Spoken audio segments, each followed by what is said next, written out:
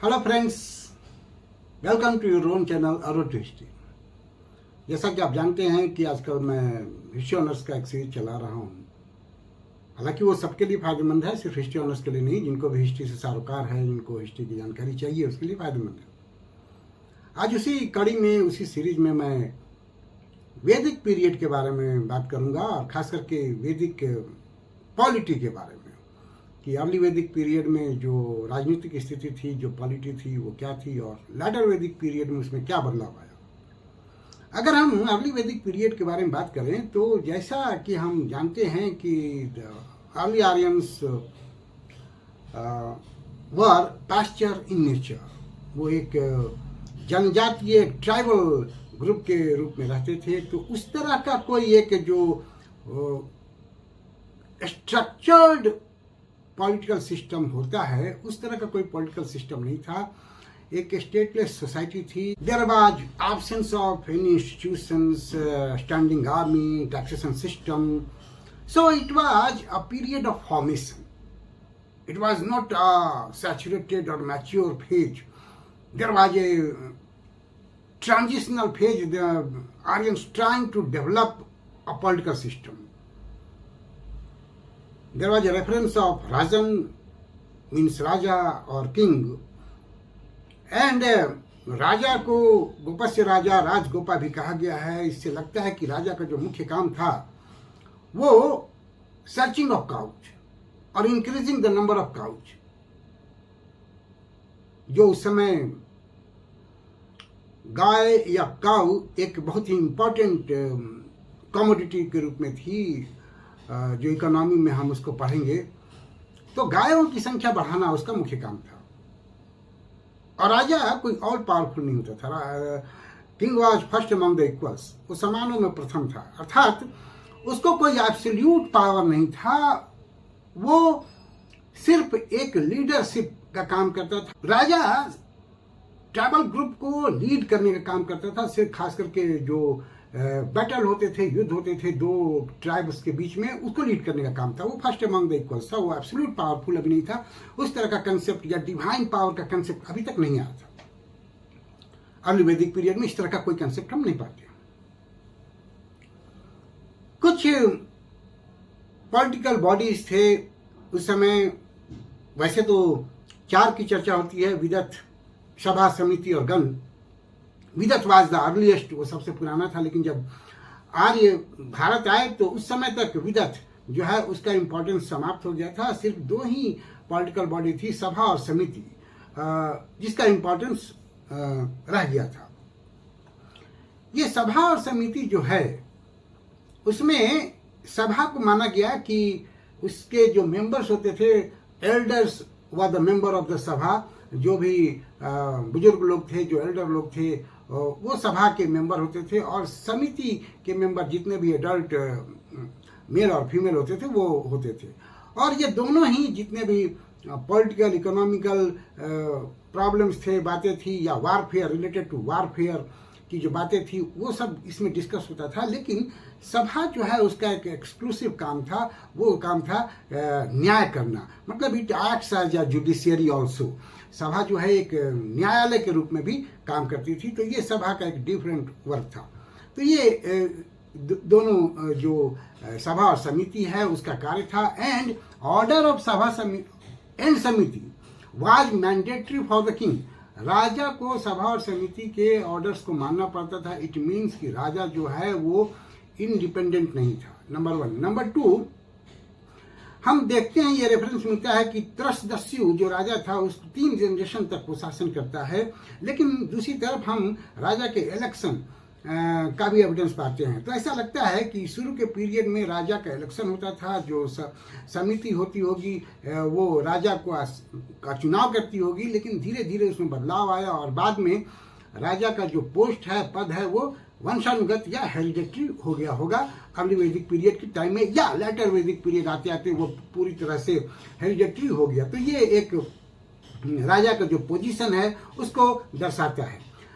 There were also some officials referred, कुछ officials की भी चर्चा है। लेकिन फुल टाइम ऑफिशियल्स उस समय नहीं थे। जिस तरह से फुल टाइम टैक्सेशन सिस्टम नहीं था, उसी तरह से ब्यूरोक्रेसी और ऑफिशियल्स नहीं थे। पुरोहित जो है, पुरोहित का काम था वो यज्ञ कराना, सैक्रिफाइसेस कराना, और खास करके जब युद्ध हो रहा हो तो ट्राइबल ग्रुप युद्ध में विक्ट्री प्राप्त करे, इसके लिए वो यज्ञ करता था। लेकिन वो एक सिंबॉलिक ऑफिशियल था, कोई परमानेंट ऑफिशियल नहीं था।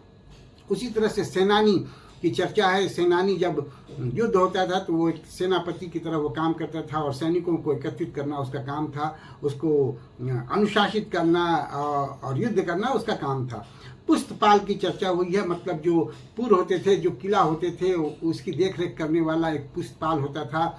अस्पष्य मतलब स्पाई, जासूस की भी चर्चा की गई है। दूसरी तरफ एक उग्र नामक ऑफिशियल की चर्चा है, जो माना गया है कि the first police officer of ancient India.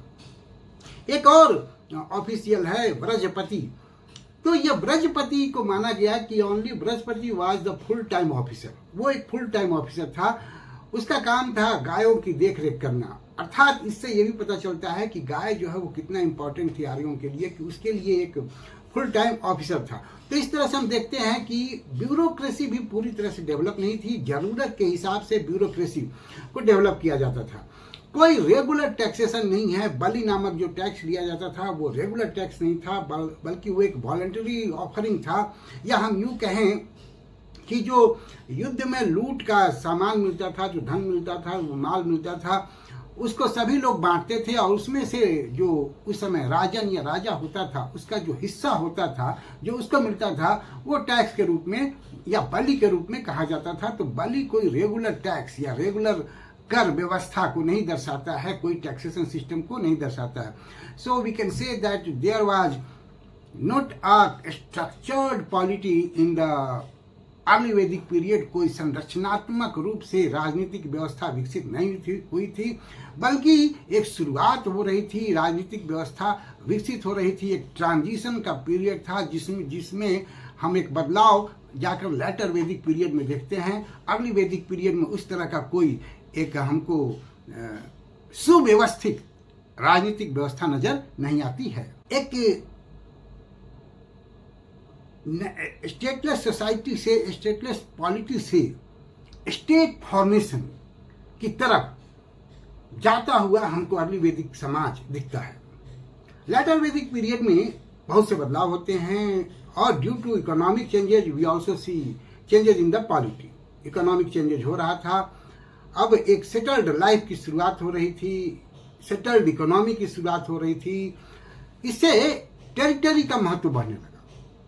अब टेरिटरी को कैप्चर किया जाने लगा। एक स्टेट फॉर्मेशन को हम देखते हैं, जनपद और राष्ट्र की चर्चा हम देखते हैं, और अश्वमेध यज्ञ की भी चर्चा होती है, जो ये दर्शाता है कि स्टेट को कैप्चर किया जा रहा था, टेरिटरी को कैप्चर किया जा रहा था। और राजा जो है, अब उसका पोस्ट जो है वो इम्पोर्टेंट होने लगा और वो पावरफुल होने लगा। अब राजा का जो पोस्ट है वो हेरिडेटरी हो गया। पहले जो राजा ट्राइबल ग्रुप के नाम से जाना जाता था, अब वो एरिया के नाम से, टेरिटरी के नाम से जाना जाने लगा। जैसे कुरु पंचाल, कुरु नरेश, पंचाल नरेश।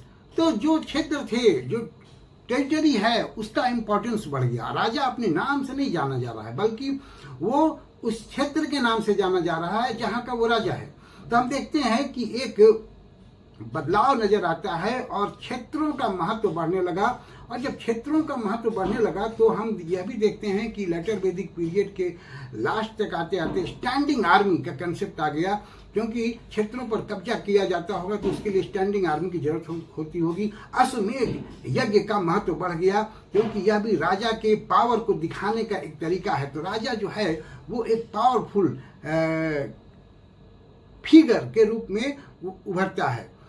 डिवाइन पावर का कंसेप्ट भी हमको लेटर वैदिक पीरियड में मिलता है, कि राजा में एक शैडो ऑफ गॉड होता है, एक दैवी शक्ति होती है। तो उसको एक ताकतवर दिखाने का प्रयास हो रहा था लेटर वैदिक पीरियड में। अश्वमेध के साथ साथ राजसूय यज्ञ भी हमको देखने को मिलता है। इसके साथ ही कुछ ऑफिशियल्स या ब्यूरोक्रेसी का डेवलपमेंट हम लेटर वैदिक पीरियड में देखते हैं। रत्न विविंसी शिरोमणि नामक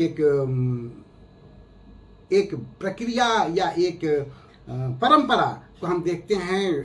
27 रत्नीन होते थे, उन्हीं 27 रत्नीनों में से बहुत सारे ऑफिशियल्स होते थे। अब हम देखते हैं कि पुरोहित, युवराज, ये सेनापति, ये एक परमानेंट ऑफिशियल होने लगे। इसके साथ ही भागदुग एक ऑफिशियल था जो रेवेन्यू कलेक्ट करता था। जो बलि पहले टैक्स लिया जाता था, अब वो रेगुलर रिलीजियस टैक्स हो गया। राजा का जो हिस्सा होता था वो उपज का 6ठा हिस्सा होता था। तो अब एक रेगुलर टैक्सेशन सिस्टम हम देख। संग्रहित्री जो रेवेन्यू अफसर होता था, रॉयल हाउस का इंचार्ज होता था। तो इस तरह से हम एक बदलाव हम देखते हैं। साथ ही कुछ प्रोविंशियल एडमिनिस्ट्रेशन के भी चर्चा होती है, मतलब अर्थात कुछ ऑफिशियल मिलते हैं जैसे सतपति, स्थपति, ये प्रोविंशियल एडमिनिस्ट्रेटर माने जाते हैं। अर्थात एक प्रोविंशियल एडमिनिस्ट्रेशन के डेवलपमेंट की भी शुरुआत इस पीरियड में शायद हो रही थी या हो गई थी। साथ ही कैपिटल पनिशमेंट का भी रेफरेंस हमको इस पीरियड में मिलता है। यही दर्शाता है कि राजा जो है वो पावरफुल होने लगा और सभा जो है अब वो एक ओलिगार्की बड़ी हो गई। उसके जो मेंबर्स होते थे वो राजा के द्वारा नॉमिनेट किए जाते थे और समिति की हाल ऐसी हो गई कि वो डिसअपियर हो गया, जो ये सजेस्ट करता है कि राजा अब ज़्यादा पावरफुल हो गया, एब्सोल्यूट पावर उसके हाथों में आ गया। और जो कि डिवाइन पावर कंसेप्ट से भी हमको नज़र आता है कि राजा धीरे धीरे अब ताकतवर होने लगा था। पहले वाली स्थिति नहीं थी, अब वो फर्स्ट अमंग द इक्वल्स नहीं था। इसके साथ ही कुछ पुरानी परंपराएं भी हमको देखने को मिलती है, जैसे डाइस प्ले, चैरियट रेस हमको देखने को मिलता है। यह भी देखने को मिलता है कि ट्राइबल जो पहले एक परंपरा थी, कल्चर थी कि रत्न जो डिफरेंट रत्नीन थे उनके साथ राजा बैठकर मशवरा करेगा, उनके साथ भोजन करेगा। तो ये एक पुरानी परंपरा को दर्शाने का तरीका था कि राजा अभी भी फर्स्ट अमंग द इक्वल्स है। लेकिन यह भी माना जाता था कि चैरियट रेस में भी राजा भाग लेगा और वो जीतेगा। अब ये जीतेगा का अर्थ क्या होता है? जीतेगा मतलब कि क्या सच में वो कैपेबल है कि वो जीतेगा, या जानबूझ के उसको जीतने दिया जाएगा? अगर दूसरे कैपेबल हैं भी तो वो नहीं जीतेंगे। तो ये दो चीज़ों को दर्शाता है। उसका भाग लेना चैरियट रेस में ये दर्शाता है कि ये फर्स्ट अमंग द इक्वल्स का कंसेप्ट है, वो सबके बराबर है। और उसका जीतना ये दर्शाता है कि राजा अब पावरफुल हो गया है, अब उससे कोई जीत नहीं सकता है। और अगर जीतने की काबिलियत किसी में है भी तो वो नहीं जीतेगा, बिकॉज राजा जो है वो डिवाइन पावर से लैस है। तो ये चीज़ को दर्शाता है। तो हम देखते हैं कि किस तरह से जो एक स्टेटलेस सोसाइटी, एक स्टेटलेस पॉलिटी थी पहले अगली वैदिक पीरियड में, जो एक फॉर्मेशन के पीरियड में थी, अब वो पूरी तरह से स्ट्रक्चर्ड हो रही थी, वो डेवलप हो गया था। और एक जो पॉलिटिकल सिस्टम है वो हमको लेटर वैदिक पीरियड में नज़र आता है। तो इस तरह से हम देखते हैं कि एक स्टेट फॉर्मेशन से या स्टेटलेस सोसाइटी से लेटर वैदिक पीरियड में एक स्ट्रक्चर्ड पॉलिटी की तरफ आर्यन प्रस्थान करते हैं। तो आज के इस वीडियो में इतना ही। उम्मीद है आपको अच्छा लगेगा। अच्छा लगे तो आप खुद भी देखें, अपने दोस्तों को सजेस्ट करें और मेरे चैनल को सब्सक्राइब करें। Thank you for watching me. See you again with a new video.